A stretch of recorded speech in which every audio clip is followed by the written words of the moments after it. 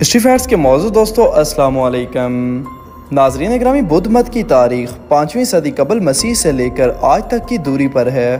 یہ مذہب دراصل قدیم ہندوستان کے مشرقی حصے سے تشکیل پایا تھا اور مگدھا کی ریاست میں پھیل گیا تھا۔ مگدھا ہندوستان کے صوبہ بہار کا ایک حصہ ہے۔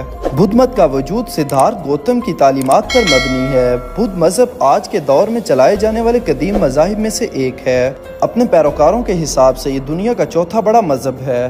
ناظرین گرامی، آج کی ویڈیو میں ہم آپ کو بتائیں گے بدھ مت کی تاریخ کے بارے میں، اور آپ کو بتائیں گے کہ اس مذہب کے پیروکاروں کے عقائد اور نظریات کیا ہیں۔ موضوع کے آغاز سے پہلے آپ سے گزارش ہے کہ چینل کو سبسکرائب کر لیں، جبکہ ویڈیو کو آخر تک ضرور دیکھیں۔ بدھ مت کی ابتدا شمال مشرقی ہندوستان میں ہوئی اور وسط ایشیا اور جنوب مشرقی ایشیا میں پھیل گیا۔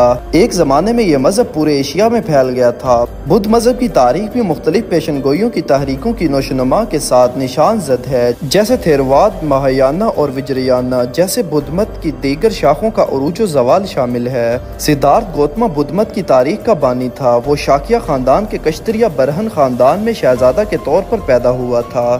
بہت سے مورخین اب بھی اس کی تاریخ پیدائش اور وفات پر متفق نہیں ہیں، لیکن زیادہ تر مورخین اس نتیجے پر پہنچے ہیں کہ بدھ 400 سال قبل مسیح سے چند اشروں قبل فوت ہوا تھا۔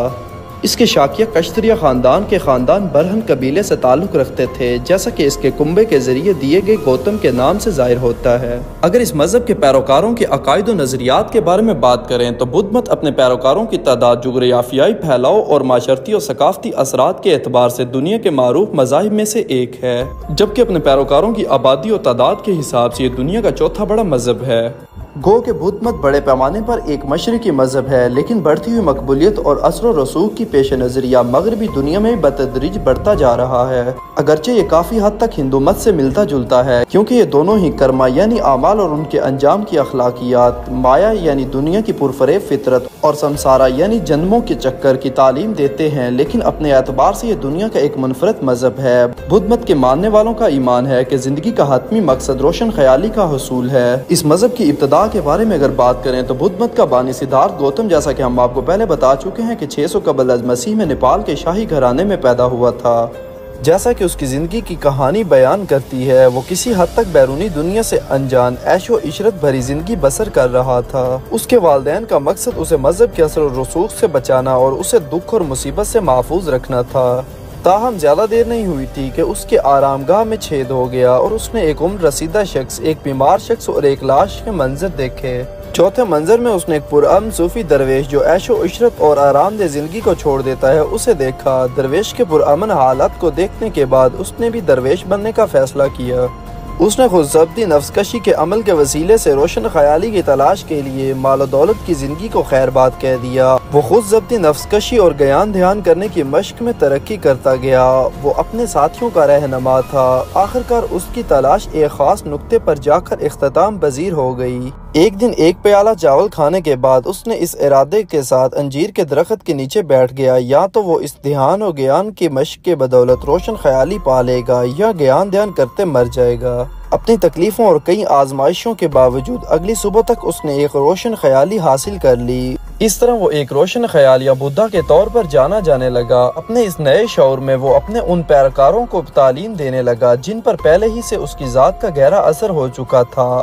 اس کے ساتھیوں میں سے 5 لوگ اس کے پہلے شاگرد بنے۔ بدھ مت کے پیروکاروں کا کہنا ہے کہ بدھا نے دریافت کیا ہے کہ روشن خیالی نہ تو عیش و عشرت کی زندگی میں ہے اور نہ ہی نفس کشی میں، بلکہ یہ میانہ روی میں پائی جاتی ہے۔ مزید برآں اس نے ایسے تصورات دریافت کیے تھے جو 4 عظیم سچائیوں کے طور پر جانا جاتے ہیں۔ آپ ان چاروں کو بدھ مت کے ارکان بھی کہہ سکتے ہیں، جن میں نمبر 1 ہے دکھا، جس کا مطلب ہے زندہ رہنا، دکھ اٹھانا۔ نمبر 2 ایک نصیحت ہے، جس کا مطلب ہے تکلیف کا سبب خواہش ہے۔ نمبر 3 کوئی بھی انسان اپنی تمام وابستگیوں کو ترک کر کے تکالیف سے نجات پا سکتا ہے۔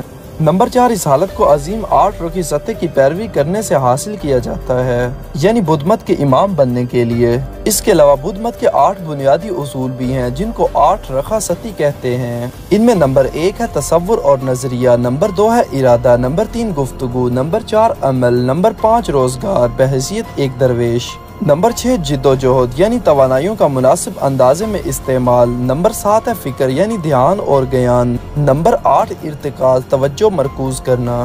بدھا کی تعلیمات کو تریپاٹا یا 3 ٹوکریوں میں جمع کیا گیا ہے۔ ان امتیازی تعلیمات کے پیچھے ہندو مت کی تعلیم پائی جاتی ہے، جن میں نئے جنم، کرما، مایا اور ایک مظاہر پرست رویے کے ساتھ حقیقت کو سمجھنے کا رجحان شامل ہے۔ بدھ مت دیوتاؤں اور اعلیٰ و عرفہ ہستیوں کے بارے میں مفصل الحیاتی علم بھی پیش کرتا ہے، تاہم ہندو مت کی طرح بدھ مت کو بھی خدا کے بارے میں اپنی نظریات کی وضاحت کرنے میں مشکل ہو سکتی ہے۔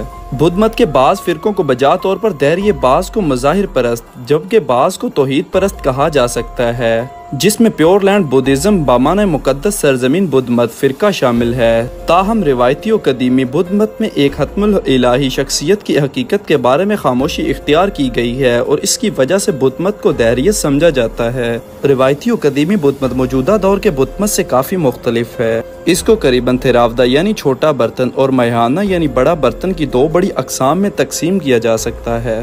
تھیراودا یہ ایسی درویشی جماعت ہے جس کے اراکین حتم الروشنی، خیالی اور نیرونا یعنی روح کی نجات، جذبہ تکلیف سے آزادی کو درویشوں کے لیے مختص کرتے ہیں، جبکہ مہیانہ روشن خیالی کے مقصد کو عوام الناس یعنی عام لوگوں جو درویش نہیں ہیں ان سے بھی منسوب کرتا ہے۔ ان اقسام کے ساتھ ساتھ ٹینڈانی، وجریانہ، شیرین، شنگون، مقدس سرزمین بدھ مت، زین بدھ مت اور ایوبو جیسی متعدد شاخیں پائی جاتی ہیں۔ اس لیے بدھ مت کو سمجھنے کی کوشش کرنے والے باہر والے لوگوں کے لیے اہم بات یہ ہے کہ وہ بدھ مت کے مکتبہ فکر کے تمام تفصیلات کو جاننے کے بجائے روایتی اور تاریخی بدھ مت کا مطالعہ کریں۔ بدھا نے کبھی بھی خود کو خدا یا کسی قسم کی الہی ہستی خیال نہیں کیا تھا، بلکہ اس نے اپنے آپ کو دوسروں کی راہ دکھانے والا سمجھا تھا۔ ایسا صرف بدھا کی موت کے بعد ہوا تھا۔ اس کے بعض پیروکاروں نے اسے دیوتا کے عہدے پر فائز کر دیا، اگرچہ اس کے تمام پیروکار اس کو اس کی طرح نہیں دیکھتے۔ تاہم مسیحی عقائد کے مطابق مسیحیت میں بائبل کے اندر واضح طور پر بیان کیا گیا ہے کہ یسوع خدا کا بیٹا ہے، اور دیکھو آسمان سے یہ آواز آئی کہ میرا بیٹا ہے جس سے میں خوش ہوں، میں اور باپ ایک ہیں۔ یسوع مسیح پر بطور خدا ایمان کے اقرار کے بغیر کوئی بھی شخص اپنے آپ کو حقیقی مسیح نہیں کہہ سکتا۔ یسوع نے سکھایا ہے کہ وہ محض راہ دکھانے والا نہیں ہے، بلکہ وہ بذات خود ایک راہ ہے، اور اس کی تصدیق یوحنا کے 14ویں باب کی آیت نمبر 6 سے ہوتی ہے۔ راہ اور حق اور زندگی میں ہوں، میرے وسیلے کے بغیر باپ کے پاس نہیں آتا۔ بدھا کے مرنے کے بعد بدھ مت کا بھارت میں بڑا اثر و رسوخ قائم ہو گیا۔ 300 سال تک بدھ مت نے ایشیا کے زیادہ تر علاقے کو اپنے اثر تلے رکھا۔ بدھا سے منسوب کردہ تعلیمات اور اقوال کو اس کی موت سے تقریباً 400 سال بعد قلم بند کیا گیا تھا۔ بدھ مت میں گناہ کو کافی حد تک لا علمی خیال کیا جاتا ہے، اور چونکہ گناہ کو اخلاقی غلطی سمجھا جاتا ہے، لہٰذا برائی اور اچھائی کا اس سیاق و سباق میں اخلاق سے کوئی تعلق نہیں ہے۔ کرما یعنی اعمال اور ان کے نتائج کو فطرت کا توازن سمجھا جاتا ہے، اور اسے ذاتی طور پر نافذ نہیں کیا جاتا۔ چونکہ فطرت میں اخلاقیات نہیں پائی جاتی، اس لیے کرما ضابطۂ اخلاق نہیں ہے، لہٰذا بنیادی طور پر گناہ غیر اخلاقی نہیں ہے۔ اس طرح بدھ مت سوچ کے پیش نظر ہم کہہ سکتے ہیں کہ ہماری خطا ایک اخلاقی مسئلہ نہیں ہے، اس لیے کہ یہ باہمی خلاف ورزی کے عمل کے بجائے ایک غیر ذاتی غلطی ہے۔ اس تفہیم کا نتیجہ تباہ کن ہے۔ بدھ مت کے پیروکاروں کے نزدیک گناہ خدا کی مقدس ذات کے خلاف بغاوت کی نسبت غلط اقدام کے زمرے میں زیادہ آتا ہے۔ گناہ کی یہ تفہیم اس سے پیدائشی اخلاقی شعور سے مطابقت نہیں رکھتی، جس کے باعث انسان اپنے گناہ کی وجہ سے خدائے قدوس کے سامنے مجرم ٹھہرتے ہیں۔ چونکہ بدھ مت میں یہ تصور پایا جاتا ہے کہ گناہ ایک غیر ذاتی اور قابل حل غلطی ہے، اس وجہ سے بدھ مت انسانی ذات میں مکمل بگاڑ کے عقیدے سے متفق نہیں، جو کہ مسیحیت کا بنیادی عقیدہ ہے۔ بائبل بتاتی ہے کہ انسان کے گناہ کا مسئلہ ابدی اور لامحدود نتائج کا حامل ہے۔ بدھ مت میں لوگوں کو ان کی تباہ کن گناہوں سے نجات دینے کے لیے نجات دہندے کی کوئی ضرورت نہیں، جبکہ مسیحیوں کے لیے یسوع مسیح ابدی ہلاکت سے نجات کا واحد وسیلہ ہے۔ بدھ مت کے پیروکاروں کے لیے صرف اخلاقی طرز زندگی اور دھیان و گیان پر مشتمل اعلیٰ و عرفہ ہستیوں سے دعائیں کروانا بھی روشن خیالی اور آخری نرونا کے حصول کے لیے ممکنہ امید ہے۔ زیادہ امکانات تو یہی ہیں کہ ایک بدھ مت شخص کو اپنے کرما کے قرض ادا کرنے کے لیے کئی بار نئے جنم کے عمل سے گزرنا پڑے گا۔ بدھ مت کے حقیقی پیروکاروں کے لیے مذہب اخلاقیات اور نیکی کا فلسفہ ہے، جو خود ہی سے انکار پر مشتمل زندگی کا نام ہے۔ بدھ مت میں حقیقت غیر ذاتی اور غیر متعلقہ ہے، اس لیے اسے پسند نہیں کیا جاتا۔ بدھ مت میں نہ صرف خدا کو ایک فریب کے طور پر دیکھا جاتا ہے، بلکہ گناہ کو ایک غیر اخلاقی غلطی خیال کیا جاتا ہے، حتیٰ کہ یہ مانا جاتا ہے کہ تمام مادی حقیقت کو مایا یعنی فریب کے طور پر رد کرتے ہوئے ہم اپنی شخصیت کھو بیٹھتے ہیں، جس کے نتیجے میں شخصیت بذات خود ایک فریب بن جاتی ہے۔ جب پوچھا جائے کہ دنیا کا آغاز کیسے ہوا تھا اور کائنات کو کس نے پیدا کیا، تو ایسے سوالات کے بارے میں بدھا نے خاموش رہنے کے لیے کہا تھا، क्योंकि बुद्ध मत में ना आगाज है ना इख्तिताम, इसके बजाय बुद्ध मत में पैदाइश और मौत का कभी ना खत्म होने वाला चक्कर पाया जाता है। किसी न किसी शख्स को तो ये पूछना होगा कि वो किसी तरह की हस्ती है जिसने हमें जिंदा रहने, बहुत ज्यादा दर्द और तकलीफ बर्दाश्त करने और बार बार मरने के लिए पैदा किया है। ये बातें किसी भी शख्स को गौर व फिक्र करने पर मजबूर कर सकती हैं। बुद्ध मत सिखाता है कि रोना इंसानी जात के आला और खालिस तरीन हालत है। ये इनफरादी ताल्लुक के वसीले से हासिल किया जाता है।